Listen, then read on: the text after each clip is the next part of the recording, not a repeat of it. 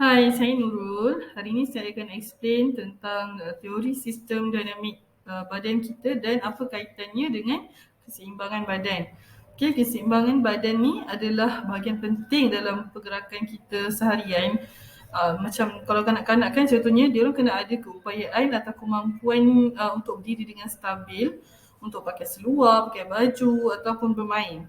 Okey, dan juga diorang juga perlukan postur badan yang seimbang masa dalam keadaan duduk supaya dapat makan atau menulis dengan baiklah. Maksudnya keseimbangan badan ni bukan saja diperlukan sewaktu berlari dalam keadaan berdiri, tapi dalam keadaan duduk pun kita kena seimbang lah. Okey.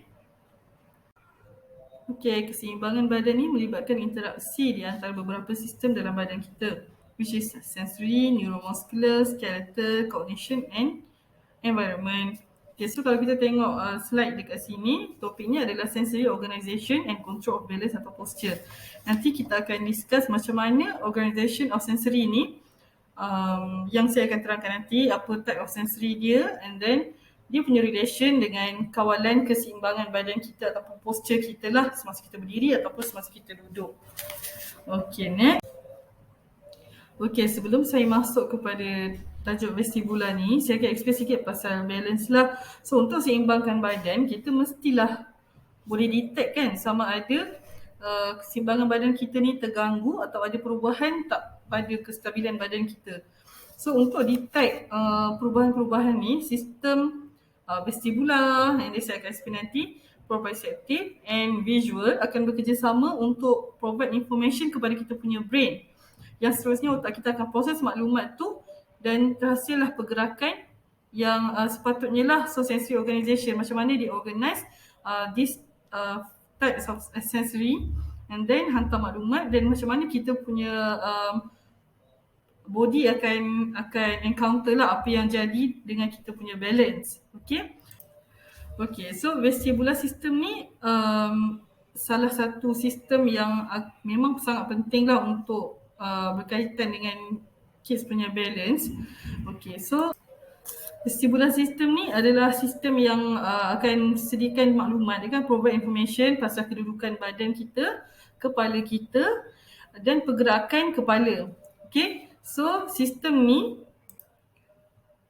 digunakan untuk faham di mana kedudukan kepala dan badan in space. Maksudnya di mana kita berada sekarang lah. Okay. Sistem vestibular ni lah yang akan provide input-input penting berkenaan kita punya kedudukan kepala, body orientation, maksudnya posisi badan kita, tangan, kaki, dekat mana kita nak pijak, macam mana nak balance dan sebagainya lah.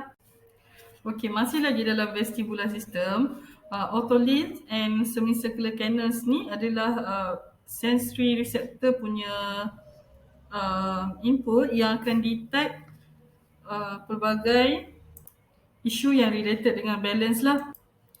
Kalau otolith ni kita panggil dia sebagai satu set penerima input sensory yang dalam kawasan dalam telinga yang bagi signal tentang kedudukan kepala dan hubungannya dengan graviti. So kalau semicircular canals pula, dia sama juga, dia satu set sensory receptor yang tapi dia detect kelajuan lah compare dengan otolith tadi. Dia bagi signal tentang posture head kan. So yang semicircular canals ni dia detect kelajuan dan arah pergerakan badan berdasarkan apa yang berlaku dekat kepala kita. Sistem vestibular ni, both of these functions lah, dia akan tolong detect dan interpret sama ada kepala kita dalam keadaan tegak ataupun midline, tengah-tengah, ataupun kita jalan menyengit macam ni. So dia akan dia akan detect dan interpret lah. And then kalau kepala bukan dalam keadaan tegak ataupun midline, adakah ia dalam keadaan ke hadapan, ke depan, masuk ke belakang ataupun ke sisi macam saya cakap tadi lah. Dan adakah kepala itu tengah bergerak, tengah jalan pun masih lagi bergerak. So semua ni involve balancing juga. Sebab dalam area telinga ni ada cecair ni yang kita panggil vestibular system lah. Cecair tu bila kita kacau, so dia akan maksudnya kacau maksud saya tadi, bila kita bergerak lah, ada pergerakan, so dia akan bagi impact pada kita punya balance. Okay, next kita akan pergi kepada proprioceptive ataupun somatosensory system. So sistem ni dia akan contribute information yang sangat penting untuk maintain kita punya posture and balance. So dia juga akan provide information daripada kita punya sensory receptor dalam muscle dan joint throughout kita punya body kepada otak lah. So dia akan detect posisi badan kita dekat mana, atas lantai ke, atas trampolin ke, atas rumput ke, atas permukaan yang tak stable ke. So dia akan provide information tu lah macam mana so that kita boleh body kita boleh react macam mana nak encounter any challenges issue to our balance lah. Okay, seterusnya adalah visual system ataupun sistem visual. Sistem visual means sistem yang kita guna dengan kita punya mata lah, penglihatan kita. So sistem visual ni dia akan contribute pada posture dan balance control juga. Macam mana? Dia akan monitor, dia adalah sistem yang monitor pelbagai aspek maklumat yang diperlukan untuk kita maintain kita punya balance and kawalan posture lah. So dia akan monitor environment, sekitaran, dia akan monitor kita punya body dan pergerakan kita dalam environment tu dan transmit information. So dia juga akan monitor kita punya vestibular and proprioceptive input dan bagi indikator lah. So contoh macam mana dia function adalah contoh kalau kita nak turun tangga. Kita nak turun tangga kan, sistem ni yang akan, mata kita yang akan tengok environment tangga tu macam mana, how deep the step yang kita patut pijak, and then kalau dah nak sampai, so dia akan provide information tu lah, dah nak sampai kat mana, macam mana kita nak place kita punya kaki supaya kita tak terjatuh, and then macam mana kita nak control kita punya balance masa kita nak turun setiap satu tangga ataupun naik setiap tangga lah. Sebab tu kalau macam kita tengok, mesti ramai yang pernah jadi kan, bila kita tak perasan, means kita punya visual system terganggu, bila kita tak perasan tangga tu tinggal satu je anak tangga, kita tak perasan, kita ingatkan dah sampai, kita pun terus turun. Sekali terjatuh, ada yang sampai koyak tisu, ada yang sampai patah retak ankle, sebab isu kat sini lah relate dengan visual system ni, sangat relate dengan balance. So kalau visual system terganggu, balance pun akan terganggu juga, macam kes yang saya cakap tadi lah. Okay, intersensory function ni adalah gabungan tiga sensory tadi, visual, vestibular and proprioceptive. Macam mana gabungan ni, kerjasama antara semua sensory input ni dapat bantu dari segi balancing, dapat bantu ataupun kacau kids punya balancing lah. So kalau ada antara ketiga-tiga ni yang terganggu, nanti akan ada isu pada dia punya balancing. Saya akan explain pada next slide lah. Okay, sekarang kita nak tengok apa intersensory punya function dan kaitan dia dengan kawalan keseimbangan badan. Okay, so first sekali adalah redundancy of information. Ini maksudnya ketiga-tiga sensory input tadi berfungsi dengan baik. Vestibular, proprioceptive dan visual system. Ketiga-tiga ni, bila ketiga-tiga ni berfungsi dengan baik, kalau ada any challenges to our balance, body kita akan dapat encounter. Kita akan dapat stablekan balik diri kita lah. So ini maksud dia redundancy of information. So bila ketiga complete, dapat fungsi dengan baik, kita akan lebih stable walaupun ada gangguan luaran pada kita punya balance. So second adalah removal or substitution of sensory information. Ini adalah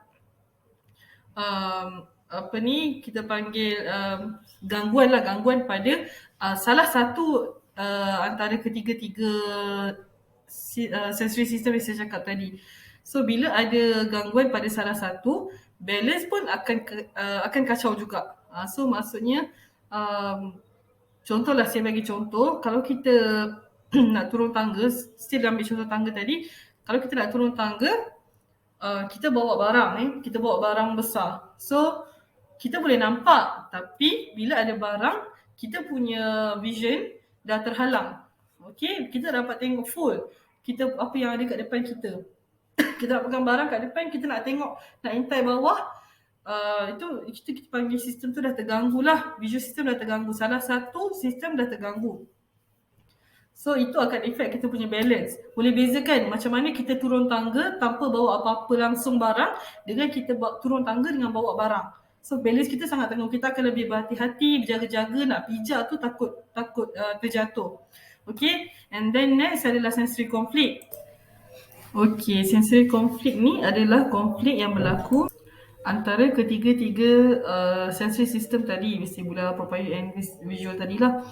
So ini adalah cabaran yang paling besar kepada kita punya balance. Sebab otak kita kena tentukan mana satu input yang bercanggah antara satu sama lain dan mana satu input yang tepat, and then kita kena abaikan input yang salah tu.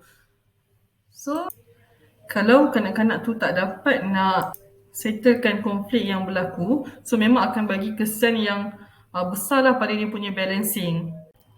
Okay, so sekarang kita nak tengok motor coordination aspects of posture or balance control. Kalau kanak-kanak tu dia punya balance terganggu, tak stable, so kena ada pembetulan. Maksudnya kena buat something untuk balancekan balik body lah. Contoh macam kawan tolak, bila kawan tolak dia punya balance dah terganggu. So apa yang dia perlu buat untuk stabilkan balik badan dan posture dia. Dan tindak balas kepada kejadian tadi adalah motor coordination punya komponen lah. Dia yang kena bertindak untuk stabilkan balik badan kita. Okay, integrative responses ni adalah tindak balas yang berlaku kepada sebarang gangguan pada kita punya keseimbangan badan lah. Dia melibatkan fungsi intersensory macam yang saya explain tadi. Otak kita kena substitute any sistem yang terganggu lah macam saya explain tadi. So, integrative response ni adalah respon yang macam bila kita punya ketiga-tiga sistem tadi terganggu, apa kita punya respon untuk encounter balik that issues lah.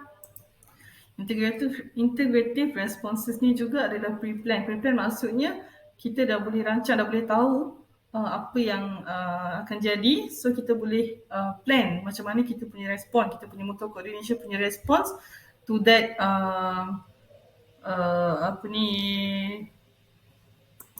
issue dalam intersensory function tadi.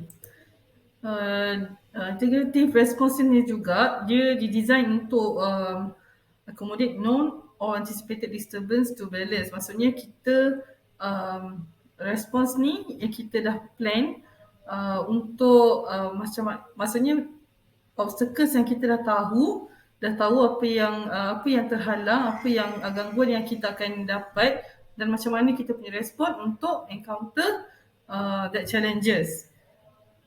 Contohnya macam kita bagi satu set of motor planning pada kids ataupun sensory circuit, kita minta kita letak ada jalan dekat, kita dah plan dah nak bagi jalan mana yang tak stable, macam kita guna balance beam ke ataupun ada obstacles yang kita dah letak.